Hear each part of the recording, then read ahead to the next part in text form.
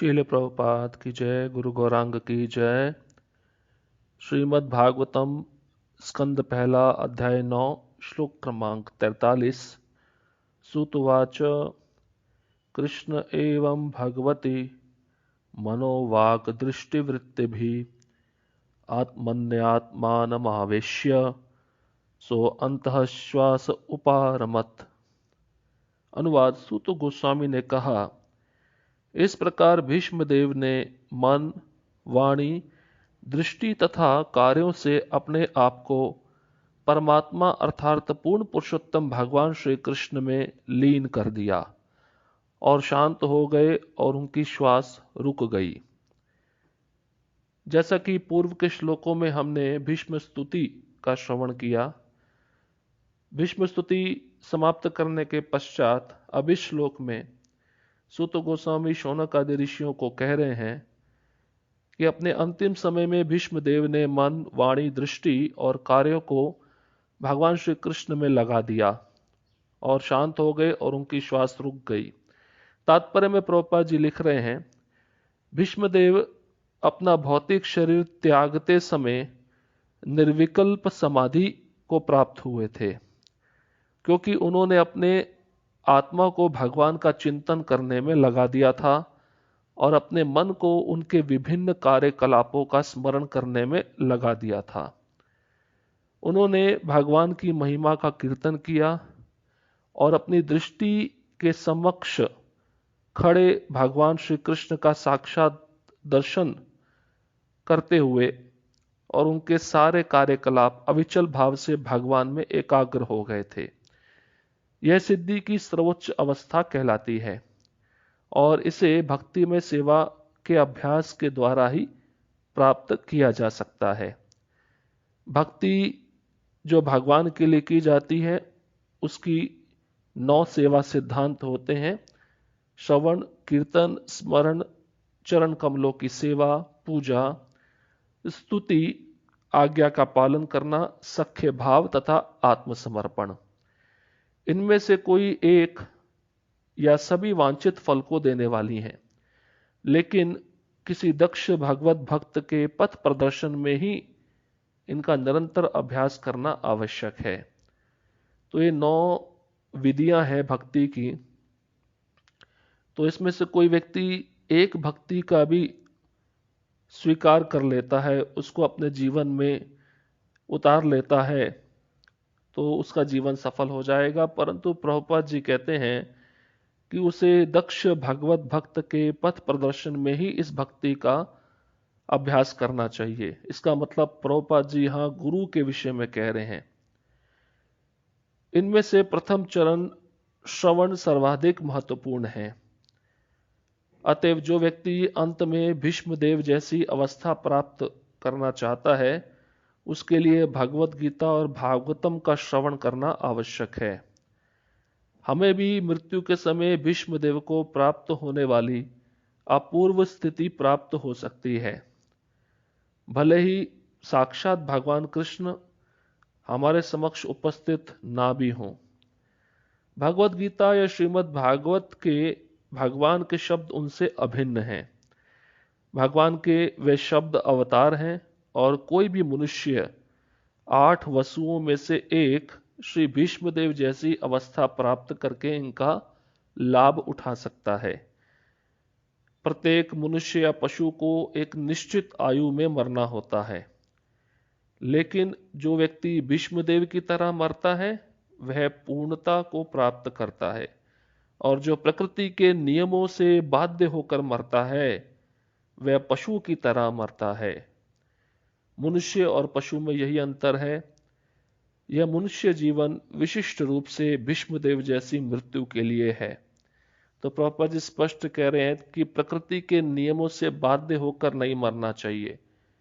अगर व्यक्ति इस तरीके से मरता है, देह का त्याग करता है, तो उसको पशु की योनि में ही जाना पड़ता है। तो हमें अगर अंतिम समय आएगा तो अभी से हमको अभ्यास करना है भागवतम और भगवत गीता का श्रवण करने का, क्योंकि जितना हम ज्यादा श्रवण करेंगे तो अंतिम समय में हमें कृष्ण स्मरण आ जाएंगे। श्लोक क्रमांक 44। संपद्यमानमाज्ञाय भीष्मं ब्रह्मणि निष्कले सर्वे बभूवुस्ते तूष्णीं वयांसीव दिनात्यये। अनुवाद यह जानकर कि भीष्मदेव अनंत परम पूर्ण में लीन हो गए, अर्थात कृष्ण के धाम को लौट गए। वहां पर उपस्थित सारे लोग उसी तरह मौन हो गए जिस प्रकार दिन समाप्त होने पर पक्षी मौन हो जाते हैं। तो बहुत सुंदर उक्ति के द्वारा सूत गोस्वामी शौनक आदि ऋषियों को कह रहे हैं कि जब भीष्मदेव भगवान के वैकुंठ धाम चले गए तो वहां पर उपस्थित जितने भी लोग थे, ऋषि मुनि जो अनेक अनेक ब्रह्मांडों से आए थे, अनेक अनेक स्थानों से आए थे, तो जैसे दिन समाप्त हो जाता है तो पक्षी मौन हो जाते हैं, शांत हो जाते हैं, क्योंकि सूर्यास्त हो गया है, अभी रेस्ट का समय आ गया है, विश्राम का समय आ गया है। उसी प्रकार से सारे ऋषि मुनि, राज ऋषि, देव ऋषि, ये सब मौन हो गए। तात्पर्य में प्रभुपाद जी लिख रहे हैं कि जब भीष्म पितामह भगवत धाम को वापस लौट गए तो यही जीव का सबसे श्रेष्ठ अधिकार है, भगवान के धाम वापस जाने का। क्यों? क्योंकि जीव कृष्ण के परम व्यक्तित्व के ही अंश हैं, अतः वे उनके सेवक तथा सेव्य भाव से शाश्वत रूप से में संबंधित हैं। तो एक भक्त और भगवान का जो संबंध है सेवा के द्वारा जुड़ता है, और ये सेवा ही उस जीवात्मा को कृष्ण से जोड़ देती है। भगवान अपने समस्त अंशों द्वारा उसी तरह सेवित हैं जिस प्रकार पूरी मशीन अपने कल पुर्जों से संचालित होती है। तो बहुत सुंदर उदाहरण दे रहे हैं प्रभुपाद जी, जैसे एक बड़ी मशीन है, उसमें भिन्न भिन्न प्रकार के पुर्जे होते हैं, उन पुर्जों की मदद से ही मशीन चलती है। उसी प्रकार से जितने भी अंश हैं सब पुर्जे हैं, और बड़ी मशीन है वो भगवान है। तो सारे अंशों का यही कर्तव्य है कि वह अंशी की सेवा करे, कृष्ण की सेवा करे। और यदि मशीन का कोई एक पुर्जा उससे अलग कर दिया जाता है तो उस पुर्जे की कोई उपयोगिता नहीं रह जाती, मतलब उसका कोई भी यूज नहीं रह जाता। उसी प्रकार से एक भी जीवात्मा अगर कृष्ण की सेवा नहीं करती है, कृष्ण से बहिर्मुख है, कृष्ण से अलग हो गई है, तो उस जीवात्मा का कुछ भी वैल्यू नहीं है। जैसे प्रभुपाद जी हमेशा कहते थे कि कृष्ण वन है और हम जीवात्मा शून्य है, और शून्य को अगर आप एक के पीछे लगाओगे तो 10 बन जाएगा, और लगाओगे तो 100 बन जाएगा, और शून्य का अपना कोई वैल्यू नहीं होता है। उसी प्रकार जीवात्मा जब कृष्ण से जुड़ा रहेगा तो उसका महत्व होता है, और जिस क्षण वह कृष्ण से अलग हो जाता है तो उसका महत्व समाप्त हो जाता है। इसी प्रकार भगवान की सेवा से विलग उनका कोई भी अंश व्यर्थ हो जाता है। भौतिक जगत में जितने भी जीवात्माएं हैं वे सारे परम पूर्ण से पृथक हुए अंश हैं, और वे मूल अंशों के तुल्य महत्वपूर्ण नहीं रह जाते। तो यहाँ पे मूल अंश है नित्य सिद्ध जीव जो सदैव भगवान के धाम में रहते हैं, और हम जो जीव इस भौतिक संसार में रह रहे हैं हम कृष्ण से अलग हो गए हैं, इसलिए हमारा अभी कोई महत्व नहीं है। जब हम भगवत धाम जाएंगे सेवा के माध्यम से तब हमारा महत्व और बढ़ जाएगा। कुछ जीव अधिक जुड़े हुए होते हैं जो नित्य मुक्त होते हैं। भगवान की भौतिक शक्ति भैरंगा, जिसे माया शक्ति भी कहते हैं, जिसे दुर्गा शक्ति या बंदी ग्रह की अध्यक्षता कहा जाता है, सारे पृथक हुए अंशों का भार अपने ऊपर लेती है। तो जो भी जीव इस संसार में रह रहे हैं उन सबका भार बहिरंगा शक्ति ने अपने ऊपर लिया है। और ये जो जीव है प्रकृति के नियम अनुसार बद्ध जीवन बिताते हैं, क्योंकि प्रकृति के 3 गुण हैं, सत्वगुण, रजोगुण और तमोगुण। तो प्रत्येक व्यक्ति का जो क्रियाकलाप है 3 गुणों में ही मापा जाता है। तो हम उस व्यक्ति के क्रियाकलाप के द्वारा पहचान सकते हैं कि यह व्यक्ति किस गुण में कार्य कर रहा है। और ये प्रकृति के 3 गुण माया के अध्यक्षता में कार्य करते हैं, और माया कृष्ण की अध्यक्षता में कार्य करती है। जब जीव को इसका आभास होता है कि मुझे प्रकृति के नियमों से मुक्त होना है, तब वह अपने घर अर्थात साक्षात भागवत धाम को वापस जाने की इच्छा व्यक्त करता है और इस प्रकार जीव में आध्यात्मिक जिज्ञासा जागती है। यह ब्रह्म जिज्ञासा कहलाती है। प्रमुख रूप से यह ब्रह्म जिज्ञासा ज्ञान, वैराग्य तथा भक्ति से सफलीभूत होती है। ज्ञान का अर्थ है परम ब्रह्म अर्थात परम पूर्ण विषयक प्रत्येक वस्तु का ज्ञान। तो यहाँ पे भौतिक ज्ञान की चर्चा नहीं हो रही। जो ज्ञान भगवत गीता भागवतम में दिया है, जो दिव्य ज्ञान है, जो आध्यात्मिक ज्ञान है, उसकी चर्चा यहाँ पर प्रभुपाद जी कह रहे हैं। जो ज्ञानी होते हैं, योगी होते हैं, भक्त होते हैं, तो ज्ञानियों को कृष्ण के ब्रह्म तेज में लीन होना होता है और योगियों को सिद्धि प्राप्त करनी होती है और भक्त को केवल भगवान की सेवा चाहिए। तो इन तीनों में से भक्त ही भगवान के धाम जा पाते हैं। ज्ञानी और योगियों का प्रवेश वहां पे वर्जित है।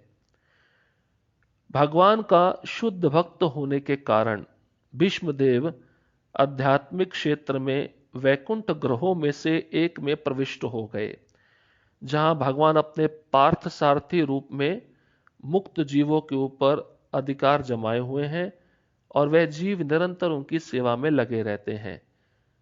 क्योंकि भीष्म पितामह हमेशा पार्थ सारथी का चिंतन करते थे। कृष्ण जो पार्थ सारथी के रूप में थे, उस रूप का चिंतन करते थे।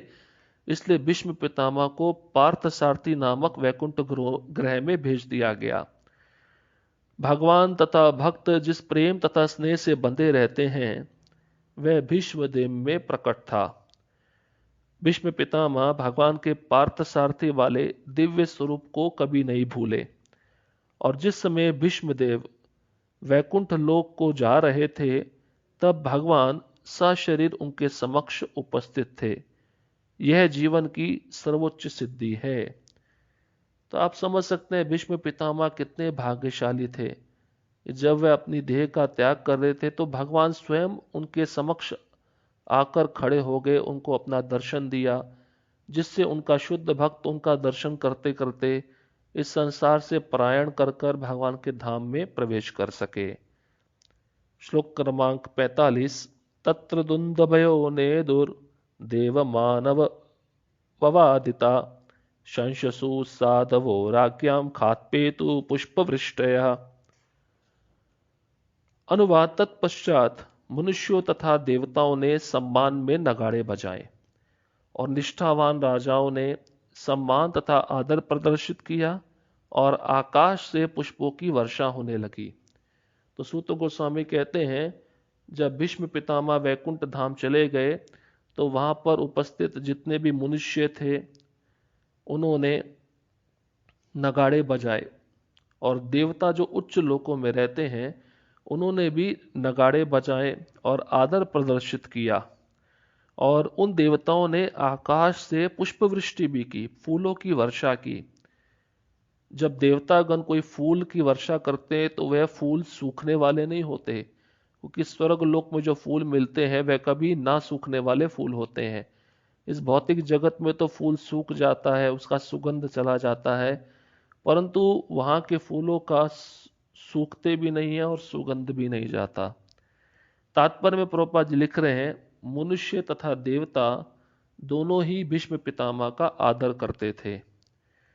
मनुष्य पृथ्वी पर जो भूलोक कहलाता है वहां पे रहते हैं और देवता स्व अर्थात स्वर्ग लोक में रहते हैं, और वह सभी भीष्म देव को एक महान योद्धा और कृष्ण के भगवत भक्त के रूप में जानते थे। महाजन के रूप में वह ब्रह्मा, नारद तथा शिव के तुल्य थे। क्यों? क्योंकि उनको उनकी तरह आध्यात्मिक ज्ञान प्राप्त था। इस प्रकार भीष्मदेव ब्रह्मांड में सब जगह प्रसिद्ध थे और उनके समय में एक लोक से दूसरे लोक की यात्रा व्यर्थ के यांत्रिक अंतरिक्ष यानों के द्वारा नहीं की जाती थी, अपितु सूक्ष्मतर विधियों से संपन्न की जाती थी। तो जब भीष्म पितामह का समय था, उस समय किसी को भी एक लोक से दूसरे लोक जाना होता था तो कोई यान की आवश्यकता नहीं पड़ती थी। वो उनको सिद्धियां प्राप्त थी, अपने मन की गति से वह एक लोक से दूसरे लोक को चले जाते थे। इस प्रकार से भीष्म देव के निधन की सूचना सुदूर ग्रहों में भेजी गई थी। जो उच्च लोकों के निवासियों ने तथा पृथ्वी के निवासियों ने दिवंगत महापुरुष के सम्मान में पुष्पों की वर्षा की। स्वर्ग से फूलों की वर्षा देवताओं द्वारा मान्यता का चिन्ह है कि इसकी तुलना कभी भी शव को फूलों से सजाने से नहीं की जानी चाहिए। तो देवता लोग जो पुष्प वृष्टि करते हैं तो उसके पीछे कारण होता है। वह जानते हैं कि ये भगवान के शुद्ध भक्त हैं और भगवत धाम जा रहे हैं, तो हमें भी इस भक्त का आदर करना है। तो आजकल के संसारी लोग जब शरीर छोड़ते हैं तो भीष्म पितामह के देह की तुलना आजकल के संसारी लोगों की देह की तुलना से नहीं की जानी चाहिए, क्योंकि ये संसार के लोग भी उस देह को पुष्पों से सजाते हैं। पर देवतागण जब पुष्प वृष्टि कर रहे हैं तो उनका हेतु अलग है। क्यों? क्योंकि भीष्म पितामह का शरीर जो था उसमें भौतिक प्रभाव नहीं रह गया था। उनका शरीर पूरी तरह आध्यात्मिक था, क्योंकि वह कृष्ण की सेवा में चिंतन में लगे हुए थे। जैसे एक अग्नि के संपर्क में आकर लोहा तप्त लाल हो जाता है, अग्नि हो जाता है, उसी प्रकार भीष्म पितामह का शरीर कृष्ण की सेवा करते करते भौतिक प्रभाव से मिटकर आध्यात्मिक प्रभाव में प्रवेश कर चुका था। भीष्मदेव के सम्मान तथा उनकी मान्यता का अनुकरण कभी कृत्रिम साधनों से नहीं करना चाहिए, क्योंकि आजकल हर सामान्य व्यक्ति का जयंती समारोह मनाया जाता है। तो प्रभुपाद जी एक विशिष्ट बात बता रहे हैं। आजकल भौतिक संसार में लोग जयंती बनाते हैं, जैसे गांधी जयंती। ये जो जयंती शब्द है केवल भगवान के लिए उपयुक्त होता है। हम जैसे साधारण मनुष्य के लिए इसका उपयोग, इस शब्द का उपयोग नहीं होना चाहिए, क्योंकि भगवान इतने महान है, उनके साथ कोई भी वस्तु है वह दिव्य है। तो जयंती शब्द ये केवल भगवान के आविर्भाव और तिरोभाव पे ही प्रयोग होना चाहिए। प्रामाणिक शास्त्रों के अनुसार किसी सामान्य व्यक्ति का, चाहे वह भौतिक दृष्टि से कितना ही बड़ा क्यों ना हो, जयंती उत्सव मनाना भगवान के प्रति अपराध है। क्योंकि जयंती तो धरा पर भगवान के आविर्भाव दिवस के लिए सुरक्षित है। भीष्मदेव अपने कार्यकलापों के कारण अद्भुत थे और उनका शरीर के धाम और उनका ईश्वर के धाम को प्रयाण भी अद्भुत है। तो देखिए प्रभुपाद जी स्पष्ट बोल रहे हैं, जयंती शब्द हमें केवल भगवान के लिए या उनके शुद्ध भक्त के लिए प्रयोग करना चाहिए, जो भगवान के नित्य पार्षद हैं, जो इस संसार में कर्म के बंधन के द्वारा जन्म लेते हैं, प्रकृति के 3 गुणों से बंधे हुए हैं, और उन तुच्छ लोगों के लिए हम जयंती शब्द का प्रयोग करें तो यह बहुत बड़ा अपराध माना गया है। तो हमें किसी भी साधारण व्यक्ति के पीछे जयंती शब्द नहीं लगाना चाहिए। जैसे आजकल के राजनेता, आजकल के मूर्ख लोग बहुत ऐसा कार्य करते हैं, किसी भी दिनांक को, किसी भी तिथि को जयंती मानकर उत्सव मनाने लगते हैं। तो यहाँ पर स्पष्ट बताया गया है कि देवतागण और मनुष्य दोनों भीष्म पितामह के निधन पर आदर प्रदर्शित कर रहे थे और आकाश से पुष्पों की वर्षा हो रही थी, और देवता तो विभिन्न प्रकार के उनके सम्मान में नगाड़े बजा रहे थे। जो इंस्ट्रूमेंट होते हैं, संगीत के वाद्य यंत्र होते हैं जो उत्सवों में मनाए जाते हैं, क्योंकि उनको पता था भगवान का एक शुद्ध भक्त भगवान के धाम गया, ये भी एक बहुत बड़ा उत्सव है। तो एक प्रकार से देवताओं का नगाड़े बजाना मतलब कीर्तन करने के ही समान है, और वह पुष्पों की वर्षा भी कर रहे थे। इस प्रकार से हमारे मध्य में भी कोई भक्त जब शरीर छोड़ता है, उसने जीवन भर सेवा की है, तो उनके सम्मान में हमें बहुत बड़ा भोज, बहुत बड़ा प्रसाद का आयोजन करना चाहिए, बहुत बड़ा फीस्ट का आयोजन करना चाहिए, जिससे उसमें सम्मिलित होकर सब उस प्रसाद का लाभ उठा सकें। और उनके स्मरणार्थ, उस भक्त के स्मरणार्थ हमें उनके दिव्य कार्यकलापों की चर्चा करनी चाहिए, उनका गुणगान करना चाहिए। इस प्रकार से हम उस महान वैष्णव को श्रद्धांजलि अर्पित कर सकते हैं, जो एक तरह से हमें तो छोड़ के चला गया, उसका संग हमें प्राप्त नहीं हो पाया, परंतु विचारों से वह सदैव हमारे हृदय में स्थित रहता है। तो यहाँ पर देवतागण, मनुष्य सब प्रकार से भीष्मदेव का आदर प्रस्तुत किए, क्योंकि वह जानते थे ये 12 महाजनों में से एक हैं, भगवान श्री कृष्ण के शुद्ध भक्त हैं, और स्वयं भगवान श्री कृष्ण को देखते हुए अपने शरीर को त्याग किए हैं, निश्चित ही वैकुंठ धाम में प्रवेश कर चुके हैं। हरे कृष्णा कृष्ण कृष्णा हरे हरे, हरे राम राम राम हरे हरे। शिल प्रभुपाद की जय, गुरु गौरांग की जय।